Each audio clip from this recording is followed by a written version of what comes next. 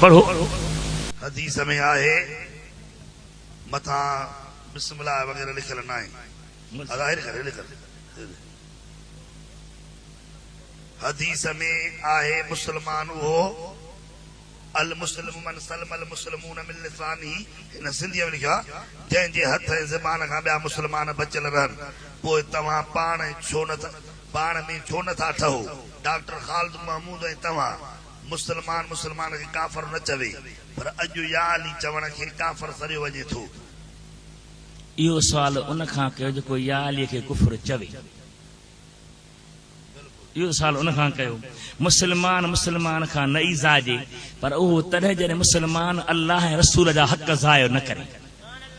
पर जेकॾहिं को अल्लाह ऐं अल्लाह जे हबीब जी बेअदबी करे चवे त ख़ुदा कूड़ हणी सघे थो या माज़ अल्लाह नबी किरी पियो असां खणी वरितो त उन सां वेड़ थींदी।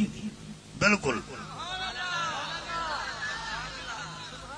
देवबंद चवनि था असां सां अहले सुन्नत वारा मुनाज़रो कंदा क़बूल आहे। जॾहिं कनि कबूल, सुभान अल्लाह, जॾहिं कनि कबूल, सुभान अल्लाह, जॾहिं कनि कबूल।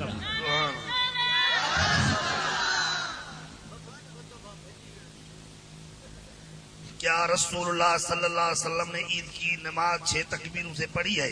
ये किसी हदीस में है? असीं पढ़ूं था त असांखे दलील आहे तॾहिं त पढ़ूं था। तव्हां ॿुधायो त हुज़ूर सही न पढ़ी आहे तव्हां दलील ॾियो। असां वटि दलील आहिनि, हिकु न ॿ न कई दलील आहिनि। इहा चिठी अल हदीस वारनि जी आहे। क्या रसूल लिखियो कोन अथऊं? बहरहाल क्या रसूलुल्लाह ने कभी 20 तरावी पढ़ी है?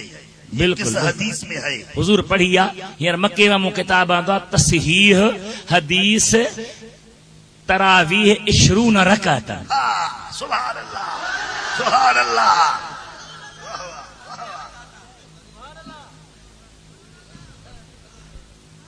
सही वरी इहो ॿुधायो मके पाक मां हिकिड़ो किताब छपियो आहे मिलियो आहे सही हदीस आहे त मुस्तफ़ा करीम 20 रकातूं तरावीह पढ़ी।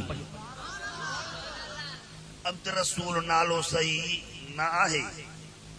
अब्द रसूल नालो रखजे या न? सही आहे, भली रखजे, 1000 भेरा रखजे। अब्द ॿुधो, अब्द सोहने हबीब करीम जे ज़ात बरकात प्यारन सहाबन मुस्तफ़ा करीम खे शान बयान कंदे पान खे हुजूर जो अब्द सॼो आहे। हज़रत उमर सफ़र खां मोटियो, सहाबन पुछो तो छा पे कयो? जे कुन तो अब्दहू व खादमहू। सुभान अल्लाह। या रसूल अल्लाह या अली मदद चवण शिरक आहे या न?